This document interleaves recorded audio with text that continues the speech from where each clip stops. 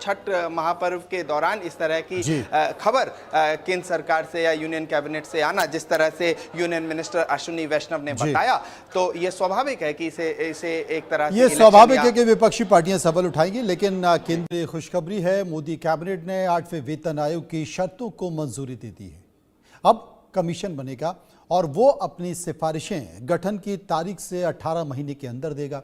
इसके बाद 1 जनवरी 2026 से नया वेतनमान लागू हो सकता है। हालांकि पुराने ट्रेंड को देखते हुए सिफारिशों को पूरी तरह लागू करने में 2028 तक का इंतजार भी करना पड़ सकता है, यानी कि कर्मचारियों को 17-18 महीने का एरियर एक मुश्त या फिर किश्तों में मिलेगा।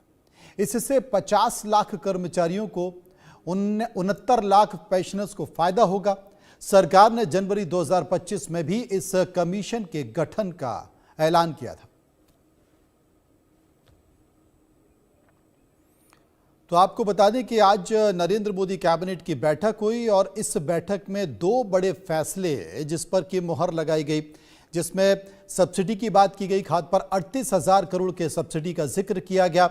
इसके साथ साथ एक और महत्वपूर्ण खबर है कि 50 लाख केंद्रीय कर्मचारियों को अब फायदा हो सकता है और उनका वेतनमान जो है वो बढ़ सकता है, क्योंकि लंबे समय से कर्मचारियों की ये मांग की जा रही थी। इसलिए सरकार ने जनवरी 2025 में जो वादा किया था उसे देखते हुए 8वें वेतन आयोग का गठन भी कर दिया गया है। लेकिन ये निर्णायक तौर पर ज़मीन पर कब आएगा, इसके लिए इंतज़ार करना पड़ सकता है। 18 महीने के आसपास का समय रखा गया है। लेकिन 7वें वेतन आयोग के बाद अब 8वें वेतन आयोग में अब कर्मचारियों की सैलरी कितनी बढ़ेगी, ये भी स्क्रीन पर आप देख सकते हैं कि कितना अंतर आ जाएगा कर्मचारी की सैलरियों में। लंबे समय से कर्मचारी इसकी मांग भी कर रहे थे, और लेकिन ये माना जा सकता है कि 17-18 महीने का जिक्र किया जा रहा है, लेकिन ये पैसा मिलने में केंद्रीय कर्मचारियों को करीब ऐसा माना जा सकता है कि 2028 तक का भी इंतजार करना पड़ सकता है। ग्राफिक्स के तौर पर आप देखिए कि कर्मचारियों के लिए गुड न्यूज़ क्या है। अगर स्तर देखें कि किस लेवल पर कितना फायदा होने वाला है, तो पहले लेवल पर 18,000 जिनकी तनख्वाह है वो 8वें वेतन आयोग के बाद वो तनख्वाह बढ़ जाएगी, वो 44,280 हो जाएगी। दूसरे स्तर पर जिनकी तनख्वाह 19,900 रुपये है वो बढ़कर 48,974 हो जाएगी। तीसरे स्तर पर अगर आपकी सैलरी तनख्वाह 21,700 रुपये है तो वो 53,466 रुपये हो जाएगी। चौथे स्तर पर अगर आपकी तनख्वाह जो 7वें वेतन आयोग की जो सैलरी सिफारिशें 25,500 रुपये है तो वो 8वें वेतन आयोग के तहत 62,850 रुपये हो जाएगी। और 5वें स्तर पर 7वें वेतन आयोग में जो बेसिक सैलरी है वो 29,200 है, तो 8वें वेतन आयोग की जो बेसिक सैलरी है वो 71,923 रुपये हो जाएगी। और इसका इंतज़ार लंबे समय से केंद्रीय कर्मचारियों को था। संभव हमारे साथ मौजूद हैं। संभव अगर देखा जाए तो जो 8वें वेतन आयोग की जो सिफारिशें की गई हैं, गठन के बाद की गई है, उम्मीद ये की जा रही है कि करीब करीब 18 महीने का समय रखा गया है, लेकिन इसमें वक्त भी लग सकता है। ये कहा जा रहा है कि 2028 तक ये ज़मीन पे उतर सकता है और जो तमाम केंद्रीय कर्मचारी हैं उनके अकाउंट में पैसा आ सकता है।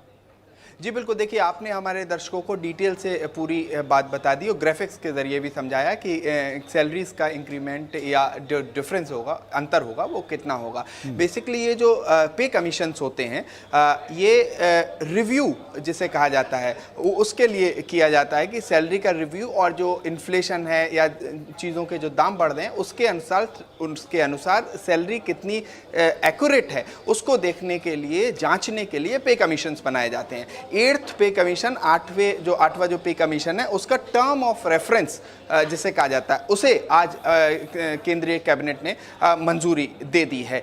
3 मेंबर्स की ये बॉडी है पे कमीशन, 8वां पे कमीशन जो है, और ये लगभग 18 महीनों में, जैसा आप हमारे दर्शकों को बता रहे हैं, कि वो अपनी रिपोर्ट देगा। इसमें सुप्रीम कोर्ट की पूर्व जज जस्टिस रंजना देसाई और पुलक घोष जो IIM बेंगलोर के प्रोफेसर हैं वो हैं, और उसके बाद पंकज जैन एक तरह से इंडस्ट्री का एक डिफरेंस देखने के लिए उनको रखा गया है। तो ये 3 मेंबर टेम्परेरी बॉडी है, परमानेंट बॉडी नहीं है, टेम्परेरी बॉडी है। अपने रिकमेंडेशंस देगी, अपने सुझाव सरकार को देगी। उसके टर्म ऑफ रेफरेंस को आज मंजूरी मिल गई। अब ये जो टर्म ऑफ रेफरेंस है इसे अलग अलग राज्य सरकारों को बताया जाता है। इसके बाद ये आयोग अपना काम करेगा और उसके बाद ये अपनी सिफारिशें सरकार को देगा कि महंगाई इतनी बढ़ गई है तो इस अनुसार सैलरी बढ़ जानी चाहिए, या जीवन जीने का जो स्तर है उसमें ये फर्क आया है। क्योंकि जो इन्फ्लेशन है जिससे हम कहते हैं कि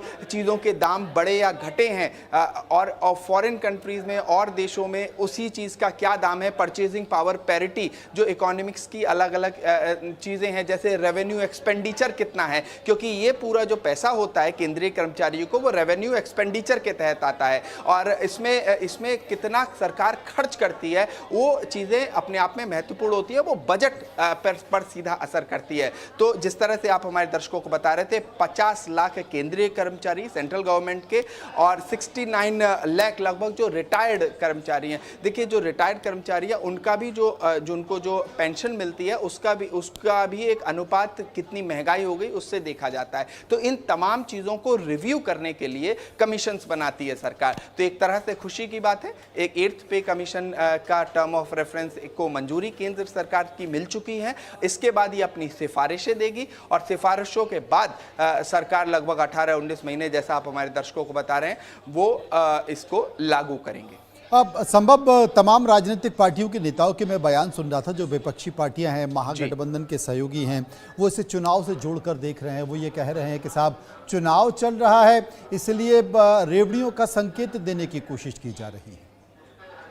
जी बिल्कुल, देखिए एक तरह से कहा जाता है बिहार चुनाव राउंड द कॉर्नर है और वोटिंग होने वाली है, और छठ महापर्व के दौरान इस तरह की खबर आना तो स्वाभाविक है। इससे जोड़ के तो देखा ही जा सकता है, इस पर राजनीति भी हो सकती है। लेकिन दूसरी तरफ ये कई आंकड़े इस तरह के हैं कि बिहार से जो ब्यूरोक्रेसी है उसमें काफ़ी ज़्यादा लोग हैं, और कई राज्यों की तुलना में बिहार से जो ब्यूरोक्रेट्स हैं, जो नौकरशाह हैं, वो ज़्यादा हैं। और ये क्लास 1 नौकरी होती है, केंद्र सरकार की नौकरी होती है। तो कहीं ना कहीं सीधे उनको फायदा होगा, क्योंकि ये केंद्रीय कर्मचारियों के लिए 8वें वेतन आयोग का टर्म ऑफ रेफरेंस को जो आज एक मंजूरी मिली है केंद्र सरकार की तरफ से, तो स्वाभाविक है जो नौकरशाह हैं उनके लिए इसका सीधा फायदा देखने को मिलेगा, और जो पेंशनर्स हैं उनके लिए भी इसका सीधा फायदा मिलेगा। तो स्वाभाविक है कि इलेक्शन टाइम और छठ महापर्व के दौरान इस तरह की खबर केंद्र सरकार से या यूनियन कैबिनेट से आना, जिस तरह से यूनियन मिनिस्टर अश्विनी वैष्णव ने बताया, तो ये स्वाभाविक है कि इसे एक तरह से स्वाभाविक है कि विपक्षी पार्टियां सवाल उठाएंगी। लेकिन केंद्रीय खुशखबरी है, मोदी कैबिनेट ने 8वें वेतन आयोग की शर्तों को मंजूरी दे दी है। अब कमीशन बनेगा और वो अपनी सिफारिशें गठन की तारीख से 18 महीने के अंदर देगा। इसके बाद 1 जनवरी 2026 से नया वेतनमान लागू हो सकता है। हालांकि पुराने ट्रेंड को देखते हुए सिफारिशों को पूरी तरह लागू करने में 2028 तक का इंतजार भी करना पड़ सकता है। यानी कि कर्मचारियों को 17-18 महीने का एरियर एक मुश्त या फिर किश्तों में मिलेगा। इससे 50 लाख कर्मचारियों को 69 लाख पेंशनर्स को फायदा होगा। सरकार ने जनवरी 2025 में भी इस कमीशन के गठन का ऐलान किया था। तो आपको बता दें कि आज नरेंद्र मोदी कैबिनेट की बैठक हुई और इस बैठक में 2 बड़े फैसले जिस पर की मुहर लगाई गई, जिसमें सब्सिडी की बात की गई। खाद पर 38,000 करोड़ के सब्सिडी का जिक्र किया गया। इसके साथ साथ एक और महत्वपूर्ण खबर है कि 50 लाख केंद्रीय कर्मचारियों को अब फायदा हो सकता है और उनका वेतनमान जो है वो बढ़ सकता है, क्योंकि लंबे समय से कर्मचारियों की ये मांग